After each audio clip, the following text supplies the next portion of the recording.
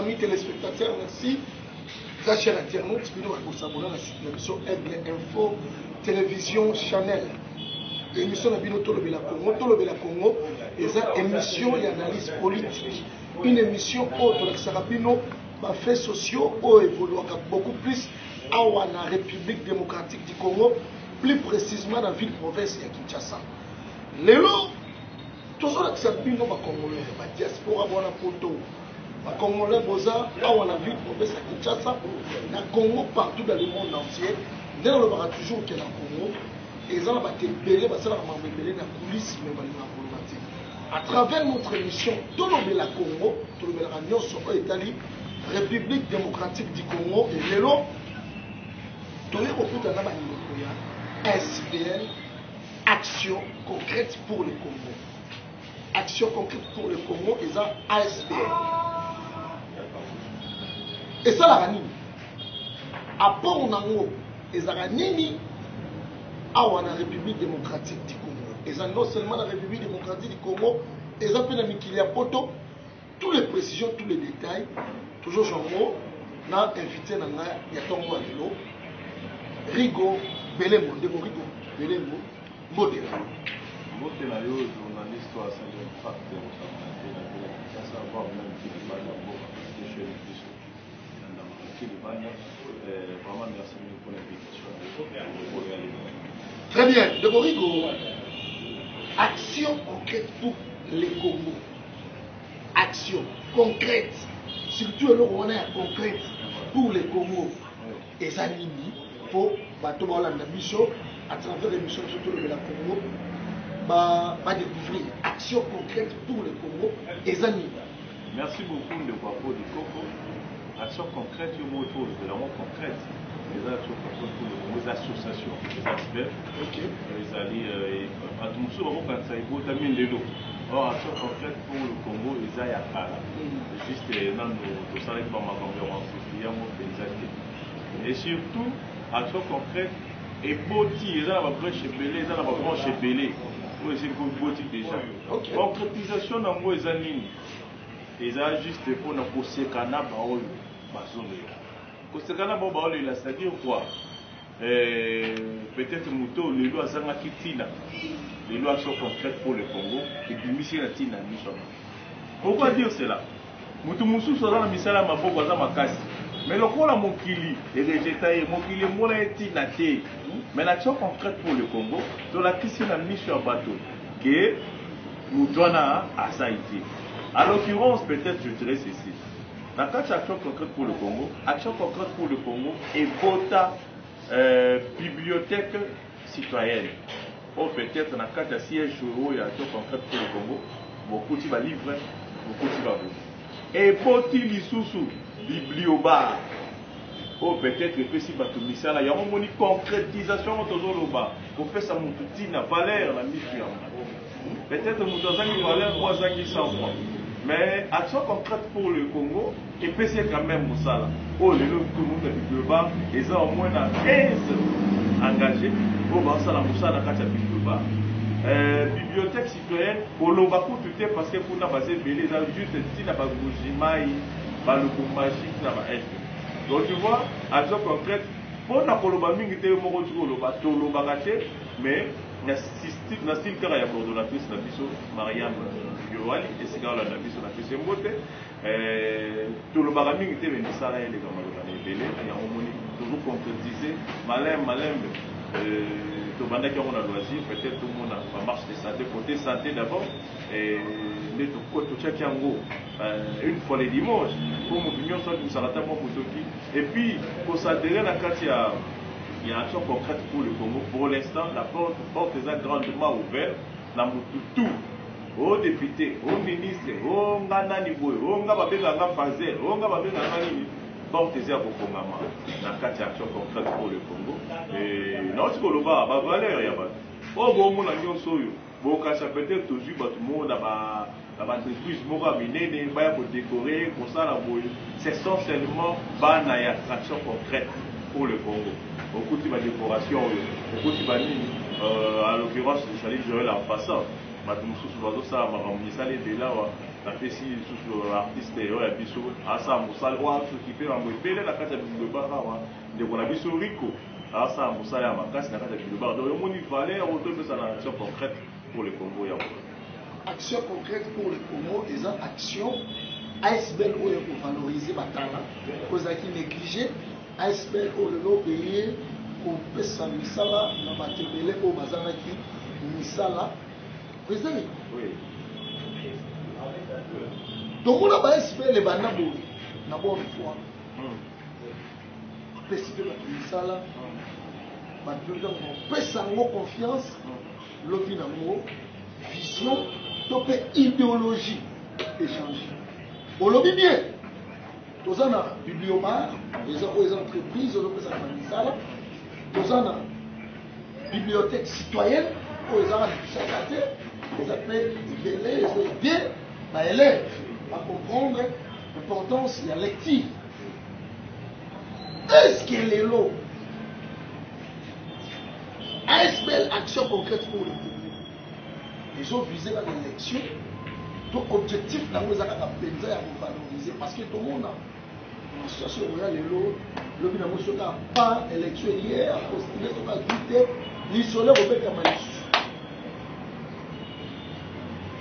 Est-ce que action concrète pour le Congo eye kaka mpona koflater bacongolais na 2023 soki atteindre l'objectif politique te échanger idéologie ou bien ils ont la vision pénale de valoriser l'homme congolais.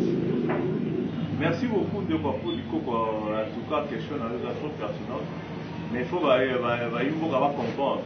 Là où le bas action concrète pour le Congo et bandi les lotés. Les Aoutakal. Ce que vous allez vraiment pour la reflater pour l'élection. Dembélé Momoni, peut-être coordonnatrice Yoali, Maria, a du mal qui peut être ça dans la candidat. Peut-être Outakala. Dans tout le monde, que nous avons une bibliothèque citoyenne. Dans la bibliothèque citoyenne, ils ont y aller noter.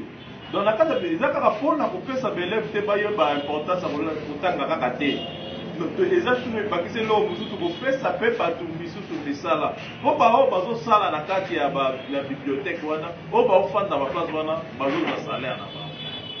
Donc c'est-à-dire que fallait que les ça na moto na moto. Si c'était pour flatter, c'est depuis 2015, depuis 2014. Au bibliothèque. Oh yo, action concrète pour le Congo existe ça déjà.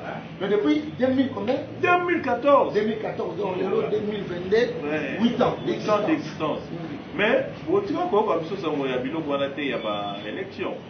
Pourquoi tu as invité même la députée, la ministre, les lots, tu viens sur les Congolais, au bazar, à bonne foi, tu vas marcher la biso longo, tu vas tambola la biso longo, tu vas tambola. Biso tozota là, petit peuple.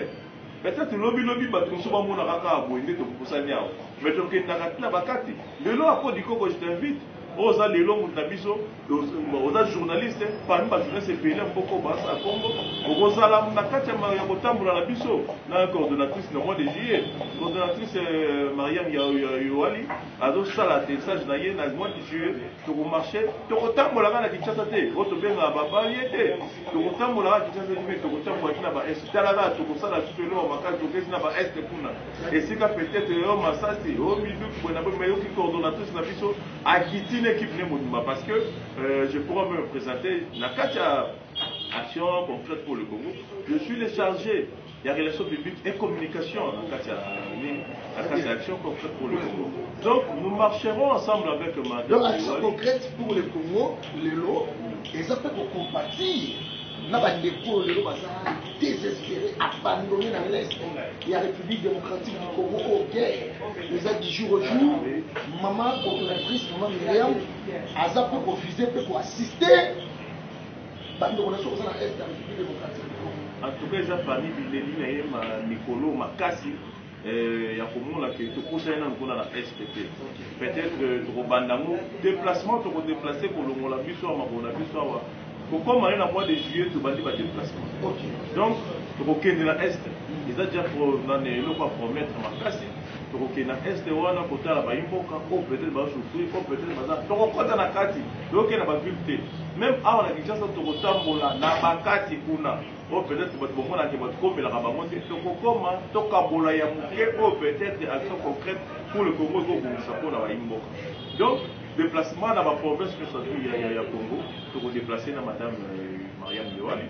Et pour le programme na boloba na achevé déjà bakuba tuni ebele kobenga bakasa peut-être dimanche peut-être net au sala boye ba comprendre quitté tolobi action concrète pour le Congo na côté ya sport ou bien santé marche de santé au sala avec tout le monde. Vous se focalisez dans la marche de santé.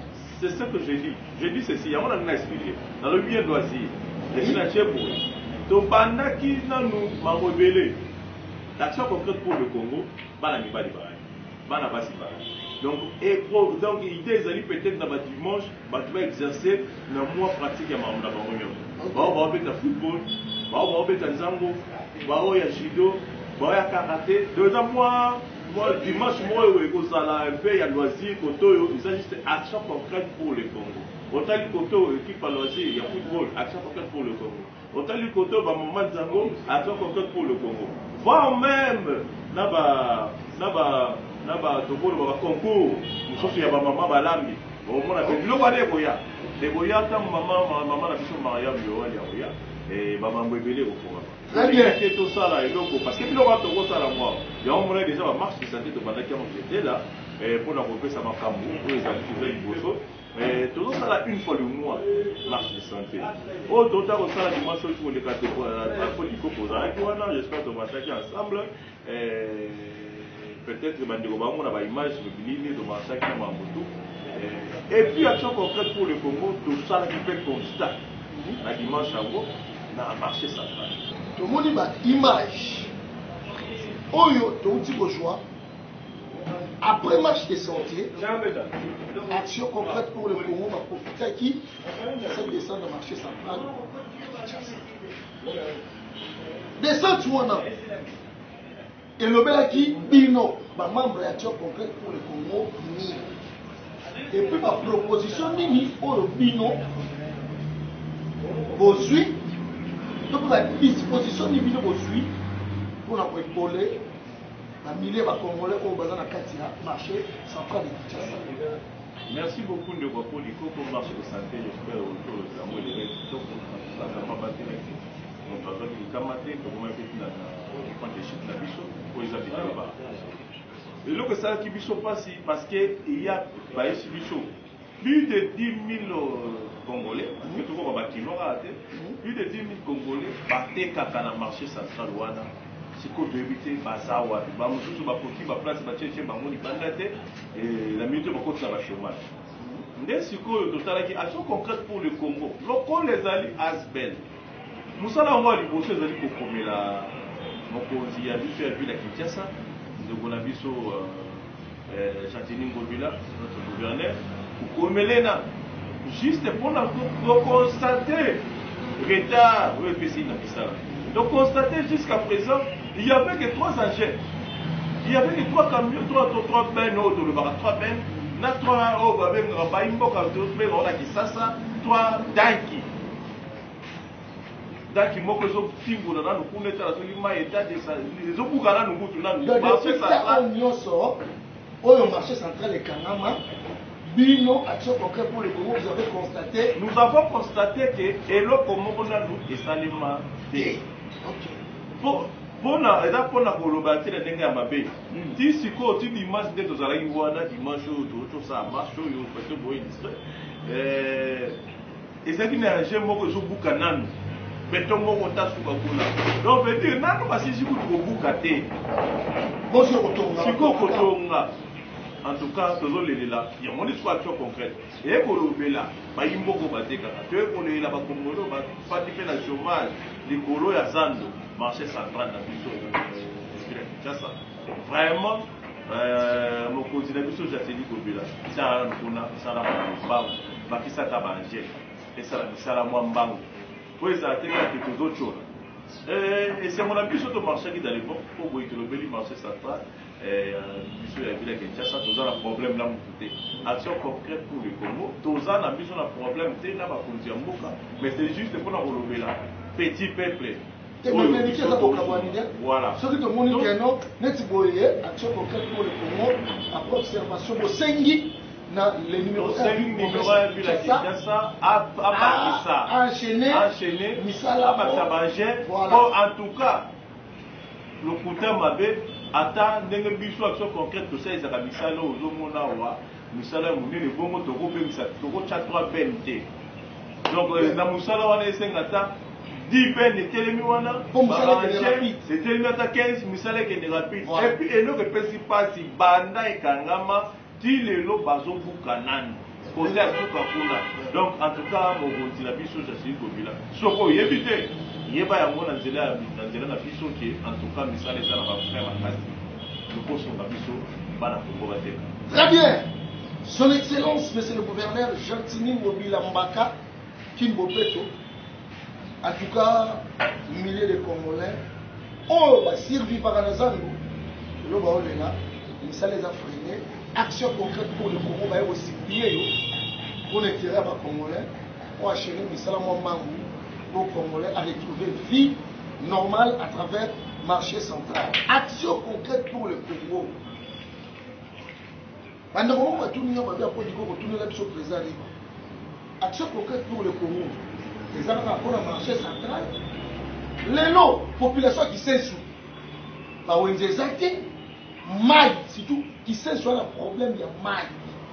Est-ce que action concrète pour le Congo? C'est la tête des forages qui s'est sous. Qui maintient que pour nous les cimetières. On dit que les chassent. Action concrète, ça vous attends solution pour les à la haie. Yango, je remercie de Kwapo du Congo. Je salue d'abord en passant inviter la biso, à la invité la biso d'honneur, président Babi Balukuna, je le salue en passant. Après ça, biso honneur, moi, chacun biso président Tina Souka. Et à n'engue badumsu bazalate que naza honorable, naza président à Renaissance, naza président Boye. Na mati mutu kana ngai na kei to kuta na point de chef te azali na biso penza bande dina sunga na pese penda merci esinga zali pour la bande na biso ya kiseso oto kolobawa na biso action concrète pour le Congo les arabes totala place makambo salemi likama soke ye to kopusana même si ko lobi goyao retour ya mama na biso Mariam Yoali et ko ça donc ça na descente à liboso na kiseso. OK. Voilà déjà promesse au Topesi, descente dans le mois de juillet. Première marche de Santa Poto Sala Yango, toujours qui t'a dit na madame, na bureau nyos. Et puis dans le collègue, nous avons marche de Santa Poto les gars qui n'a pas si n'a biso chargé, n'a biso physique, n'a pas d'action concrète pour le Congo, de qu'on a biso Jean. Voilà maintenant chargé n'a biso physique, en plus ça a biso physique ya malonga, na carte ya ba marche n'a biso, na PC bote. Mais bande qu'on a biso qui m'a dit que ma constaté que to bossa ni ba moupé. Donc ça la tour aussi na ba qui m'a dit que pour la en tout cas tout ça là yango pourquoi pas les locaux pour installer ba biloko lokola ba biblioba to tshonga ba climatiseur ko ba jela climatiseur ba zo sala to tshonga ba kisesu ba jela kisesu ko ba zo sala ba kaluka pourquoi pas vision on a là pour se permettre pour nous n'a pas éliminer on dirait aux agis na biso na kata ba réunion na biso to ko sala et la kata ba réunion na biso to lo ba to ta na ndo to bali bola parce que ici quand vous allez siège yango ya action concrète pour le Congo donc yango la minute tout ça descend na licence j'alla sûr que tout qui peut base na licence très bien ce qui tout qui na kimateke j'alla sûr tout qui peut base na kimateke dès to ko ta kaluka tout qui peut base na kaluka donc yeba que descente na biso nyonso eza na moi place de kotia moi racine na biso pour bana mboka tout ce qui a la turbulence peut-être que mboka comme si la turbulence et ça biso beaucoup mais lelo aux hommes bah peut-être to wanda obenga ba bana mabe e boina bui ba ba sai misala décoration nyoso aux hommes là pombo ngota mso ki na place moko boy na maison moko boy bana mboka nde bazu moko ba décorer il a dit que yo pour la carte d'action concrète pour le Congo na sala mo pelé le kunta aide ya ngwana déjà oza maçon tongawa ozimbo tonga to pesa soki na pas architecte moko et pas ingénieur moko oza électricien sala donc all nyonso bomoni na bibliobar eza bana action concrète pour le Congo les basali yango donc eza poto la pesi déjà tina na bango basala en gratuité ndenge tosala kaka boye tocalculer tosali peut-être que no tobenga ingénieur moko boye peut-être mwana mboka kasi todéglige ye toyebi ke aza maçon tobengi motu moko boye sala biso na déjà kosala biso koza ndenge nini autant oyebi mo merci tokobenga yo tobengi mwana mboka aza na action concrète toyebi ke ye azali maçon sala bapesa biso déjà nyonso na medevre yango oyo donc alakisi ke topesi mpenza kaka ndenge esengelaki topesa na maison moko donc mosala oyo mpena toza nango toyebi ke eza ya makasi esengaka mpe basoutien esengaka baboye mais na makoki na biso nanu biso moko action concrète pour le Congo et puis coordonné na madame Mariam Yowali en tout cas la mwa moke nzambe azosonga yango mpe totambola vraiment topesa merci mingi na bao nyonso mingi babengaki biso mpona marche de santé tosala yango une fois le mois tokosala sikoyo marche de santé le 25 juin le 25 juin toza na marche de santé na biso nde toza une fois le mois et puis ekozala marche de santé moko ya malamu mosusu mpe ya bien vi akise ke yo nano osadere te yaka tokozala mpe na uniforme bapolo na biso na makambo na biso ndenge kozalela eza mpe préparative ya makasi ya descente ya mama na biso Mariam Yowali nakoprépare mpe ndenge ntango mosusu tokozala na aéroport ntango mosusu tosala boye oyo eza basurprise oyo tokozala nango po totambola na elongo tokosali mpe bana bakote bana nini tokotambola marche de santé le 25 juin olobi ekozala bapolo banini ekozala gratuit ou bien ekozala ndenge nini opesi mbongo ti polo mpo marche bon il y a bien yango wana sikoyo message toute question malonga yango wana ya kitoko lisusu yango wana madame coordonnatrice Yowali Mariam alobi bapolo neti moment yango osadere numéro na biso ezali 243 90 68 29 839 voilà numéro de 43 90 68 29 839 numéro de téléphone okuta biso na WhatsApp okuta biso na nyonso benga bongo so adresse physique adresse na biso tozali siège na biso ezali na commune ya Kinshasa sur l'avenue Kabamba esika tozali awa numéro 97 non loin ya maison communale ya Kinshasa non loin donc numéro 97 donc toyebisi bandeko nyonso oyo alingaka komarche alingaka kosala bosadere ekozala na position ekokoma na moma moko boye polo il faut somba mais yaka sadere avant baporte ekangama bapolo ekozala le 25 gratuit kaka na siège na biso ya action concrète pour le Congo sur l'avenue Kabamba numéro 97 non loin ya maison communale ya Kinshasa. Vraiment je salue bato nyonso oyo balandi émission na biso namoni peut-être komokoma na suka émission tosite napesi mbote naye moko coordonnatrice atuka wana bambote soki napesi te ezala problème napesi mbote na coordonnatrice na biso Yowali Mariam mbote esika azali na mikenya poto napesi mbote na ndeko Rico na bibliobar napesi mbote na ndeko Jean na bibliobar notre chargé ya physique napesi mbote na mama na biso oyo ya makasi faida napesi mbote soki oye na bibliobar esika ya Kabamba esika bato balambaka mwa bilei omoni mpena otala mopanzi boye okuta mama na biso aza wana mama na biso je peux oublier le nom Lauriane nanga nabosana ye nabosanake pamba te ye mpena esika ye mpena otondi mama na biso Lauriane oye na bibliobar okende nzala te surtout so okomi na bibliobar na Kabamba kaka esika na biso ya nivel espèce de biso ya jeunesse asika biloko des années kozali biyar ezali mamutu ezali donc eza esika ya kose divertir ya kosakana te mbote na bamusicien na biso nyonso toza na baartiste na kati ya action concrète pour le Congo baartiste baza ebele orchestre mpe kozala donc ntango oye na bibliobar okoleki mpe na nsima ofuti mpena orchestre etelemi napesi gr mbote napesi ndeko na biso tv mbote en tout cas baza ebele solo mpena balotanda na kobosana gérante na biso en tout cas moto asimbi bamakambo mama na biso Gloria entoyé na kobosana ete Gloria nde asimbi makambo ya bibliobar bacharge atokengeli na oyo mais soki koye na bibliobar kuta tuna mpe mama faida ozala bien servi ndenge apo dikoko azali servi avant esala biso malamu merci très bien merci amis téléspectateurs bino batokolami biso à travers notre émission Tolobela Congo une émission d'analyse politique une émission où on peut savoir l'actualité en temps réel si votre pays et de rapport du pardon na bosa ile moko nazongi message ya président Babi esika ozali atata mo ozala côté ya mai kuna yebisela biso bandeko na biso mosusu ebele bokutana bango na réunion président Babi balokuna yebisa bango action concrète pour le Congo va porter totalement ouvert. En tout cas dimanche pour le 25 bazanga te ba pour le kozala to marché longo et kosala biso pe bien président Babi turo yokoki matin zala la biso et kosala biso pe malamu ndenge kosala biso toujours va bien. Merci beaucoup na bandeko nyonso ba soutenir biso na Londres na Paris na Bruxelles. En tout cas merci na ba openda ba tchaka loboko na bona pour soutenir pe ba veuve to pe ba orphelin autokena toujours pour soutenir. Merci beaucoup na ba. Très bien. Merci. J'espère que vous l'avez vu à travers notre émission Tolobe la Congo, une émission d'analyse politique sur votre pays, la République démocratique du Congo.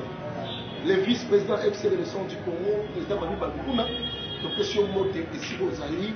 Merci vraiment. Action concrète pour le Congo. Pour s'adhérer, pour hésiter.